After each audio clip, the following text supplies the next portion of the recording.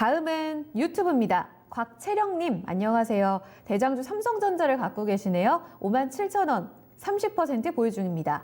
추가 매수를 하고 싶은데 지금 들어가도 괜찮을까요? 혹시 삼성전자가 5만 원이 깨질 수도 있을까요?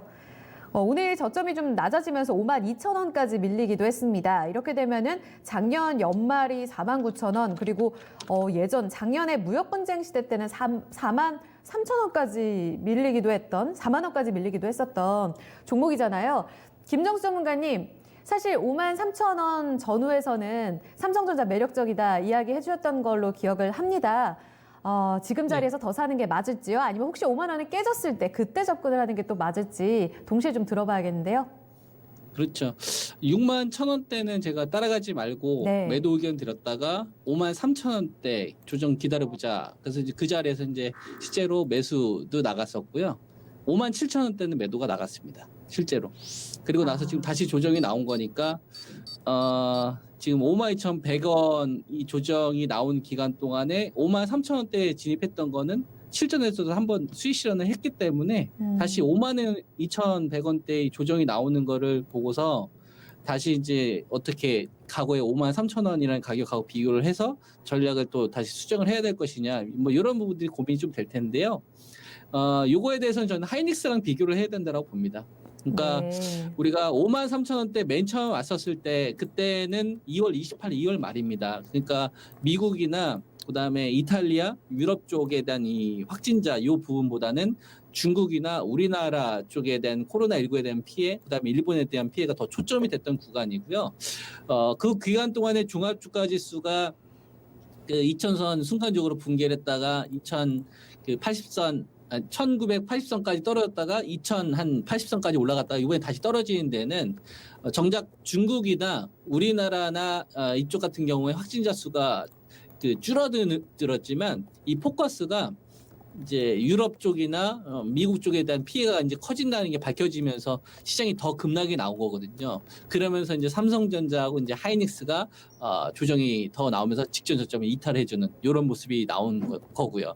그리고 우리나라 종합주가지수도 1900선을 오늘 좀 이탈을 하면서 리먼 때 밸류보다 이제 한참 떨어진 PBR 기준으로 0.78배 수준까지 좀 떨어진 거니까 삼성전자 이 52,100원에 대해서 어떤 식으로 해석할 거냐가 되게 좀 중요할 것 같아요. 네. 지금 시청자님께서 이제 질문하셨을 때 가격대가 57,000원에 30% 57,000원의 비중이 30% 가지고 있다는 얘기는 예. 요거는 어떤 부분으로 우리가 접근을 해야 되냐면 57,000원이라는 자리는 삼성전자가 우리나라에서 계속 기둥 역할을 하잖아요. 기둥 역할을 하지만 네. 코로나 쪽 이 관련된 피해가 이탈리아 쪽에서 이 셧다운이 안 잡혔을 때, 그 다음에 미국 쪽에서도 이 비상사태가 선포되기 전입니다. 그때는 이제 삼성전자가 53,000원대가 싸다라고 볼 수가 있었던 자리가 되는 거죠. 근데 지금은 이 미국 북부 지역 같은 경우도 공업지구 되게 많이 있는데 거기도 지금 셧다운 걸려 있는 상황이고, 네. 그다음에 미국 같은 경우도 지금 비상사태가 열린 상황이잖아요. 예. 그러니까 2월 말이나 3월 초에는 없었던 게 지금 생긴 상태니까 당연히 그때보다 밸류가 다운돼 있는 게 맞는 거죠. 근데 다만 이제 긍정적으로 요번에 이 재택근무라든지 그다음에 인터넷 쪽 관련된 사용 트래픽이 오히려 지금 증가하는 이런 환경으로 발생되다 보니까 네. 똑같은 DRAM에서도 DDR4 8GB는 가격이 올라가는데 나머지 하향 쪽은 가격이 떨어지고요. 서버 쪽 가격은 올라가요.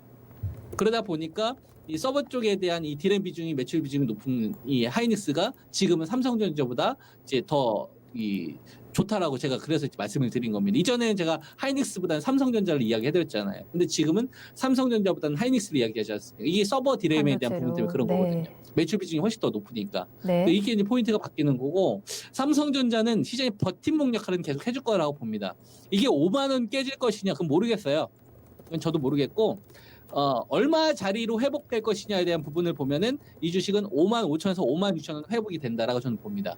그러니까 지금 가격대가 57,000원에 30% 있으니까 단가를 55,000원 이하로 맞추셔야지 나중에 수익 내고 나올 수 있는 자리가 될 수 있다 이거죠.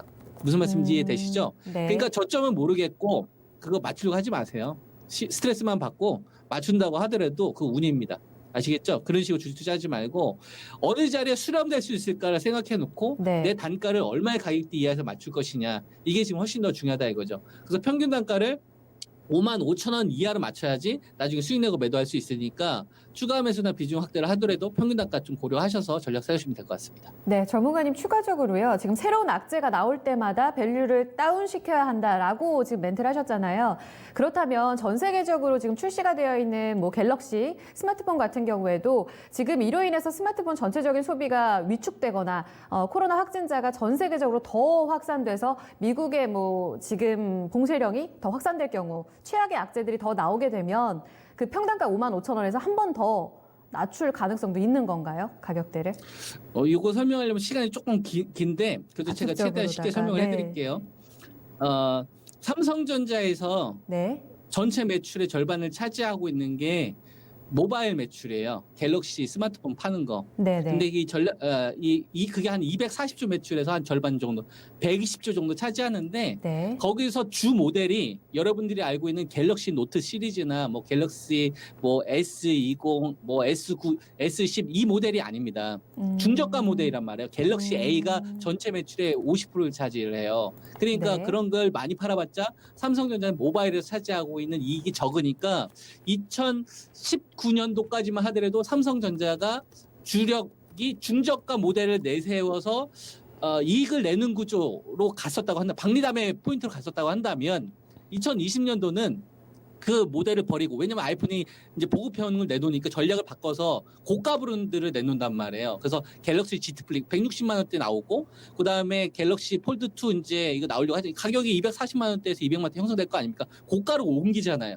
그리고 반도체 같은 경우가 작년도는 가격이 다 떨어졌는데 반도체 가격이 높아지니까 지금 스마트폰 관련된 부분은 제가 굳이 언급할 필요가 없었던 게, 왜냐하면 별로 중요하지가 않았으니까. 그렇군요. 반도체 가격이 훨씬 더 중요했으니까 네. 이걸 이야기를 하는 거고, 그러니까 그 서버 가격을 지금 이야기해 줄 수가 있는 거죠. 왜냐하면 그전에 스마트폰 관련된 매출이 그렇게 큰 편 안 팔려도 돼요. 스마트폰 관련된 매출이 10%밖에 안 나옵니다. 반도체 영업이익률이 17% 나왔었거든요. 근데 이게 35%만 나오더라도 삼성전자 이익이 5조에서 10조가 쉽게 바뀌어요. 그러니까 중요한 변수라는 거는 삼성전자에 대한 이익의 절대치가 높은 요인이 발생이 됐었을 때 가능한 거고, 전 세계에 따른 수요에 따라서 뭐 이 갤럭시 스마트폰이 사람들이 상대적으로 소비가 줄어들 거다 이렇게 이야기하잖아요. 네. 영업이익이 작아요. 그러니까 갤럭시 20이 적게 팔려도 돼요. 전체 파에 차지하고 있는 매출 비중이 적기 때문에. 그거보다는 차라리 갤럭시 폴더블 폰 2 출하량이 급증하는 게 더 중요한 거고, 네. 갤럭시 Z 플립 이 출하량이 급증하는 게 훨씬 더 중요한 겁니다. 왜? 마진이 더 크기 때문에. 예. 그러니까 전체적으로 차지하고 있는 뭐 매출이 이거보다 그 사업에서 핵심 사업이 이 영향을 끼칠 수 있는 요인이 바뀌느냐 높아지느냐를 보고서 밸류를 계산하는 겁니다. 네. 하이닉스 같은 경우에는 제가 낸드 이야기 안 하잖아요. 10% 미만이니까. 근데 네. DDR4 8GB가 전체 매출 40%를 차지하고, 네. 그리고 특히 서버 쪽 딜에 관련된 매출 비중이 되게 높단 말이에요. 그리고 얘네들 제일 많이 사가는 게 화웨이고, 그 화웨이가 물량을 많이 사가는지 이걸 보면서 이 어떤 그 기업에 대한 밸류를 계산을 하는 겁니다. 네. 이게 초보자분들은 좀 어려울 수가 있는데, 음. 그러니까 이제 사업 내용이나 매출 비중 정확하게 알아야만 이렇게 전략을 제시할 수 그렇죠. 있는 거예요. 그러니까 네. 뭐 얘기가 복잡한데 결론적으로 이야기하면 핵심은 반도체로. 지금은 네. 삼성전자보다 하이닉스가 더 중요한 포인트를 가지고 있다. 이렇게 정리하시면 될 것 같습니다. 네, 네. 하이닉스가 중요한 이유도 결국은 반도체 쪽에 지금 달려 있다는 이야기를 길게 해주셨거든요. 사실상 삼성전자가 버팀목을 역할을 해줄 수 있을지 이 부분에 대해서는 저점을 우리가 논하는 게 중요한 게 아니다라고 보시면 될 것 같아요. 일단 긍정적인 반도체 전망에 더불어서 55,000원 평단까지 낮춘 이후에 우리가 수익을 낼 수 있느냐, 여기에 좀 집중을 하시는 게 좋을 것 같습니다. 곽채령님은 평단가를 좀 낮추는 게 중요할 것 같고요. 지금 동시에 0388님은 삼성전자 52,000원대 갖고 계시니까요. 같이 좀 참고해 보시면서 좀 전략 세우시면 될 것 같습니다. 삼성전자 들어봤습니다.